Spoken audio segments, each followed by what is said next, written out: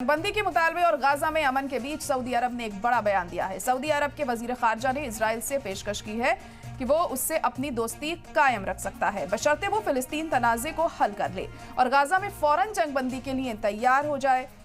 Gaza जंग से कुछ हफ्ते पहले सऊदी अरब इजराइल के साथ अपने ताल्लुकात को मामूल पर लाने के प्रोसेस में था, लेकिन 7 अक्टूबर को हुए हमास के इजराइल पर हमले और उसके बाद लगातार इजराइल के जारहाना हमलों के बाद इन कोशिशों पर रोक लग गई। हालांकि अब जंग के 3 महीने के बाद सऊदी अरब का कहना है कि अगर इजराइल अपने शराइत पूरे करता है तो वो डील जारी रख सकते हैं। अमेरिकी वजीर खारजा एंटनी ब्लिंकन का वेस्ट एशिया दौरा भी इसी मामले पर था और अमेरिका भी इसी कोशिश के साथ इजराइल से बात कर रहा है।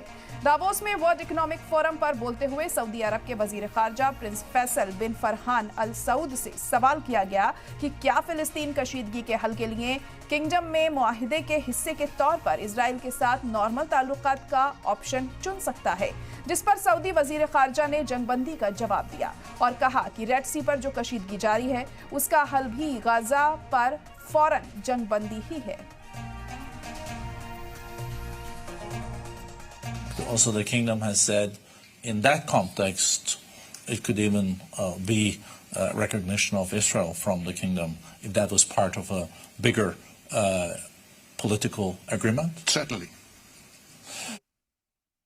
We need to focus on the war in Gaza not because of the Red Sea. We need to focus on the war in Gaza because of its impact on the Palestinians first, but on regional security in general and on the risks that it poses for further escalation. And, you know, we've seen now close to 30,000 civilians killed in Gaza. We continue to see civilians being killed every day. We continue to see restrictions on access to humanitarian aid.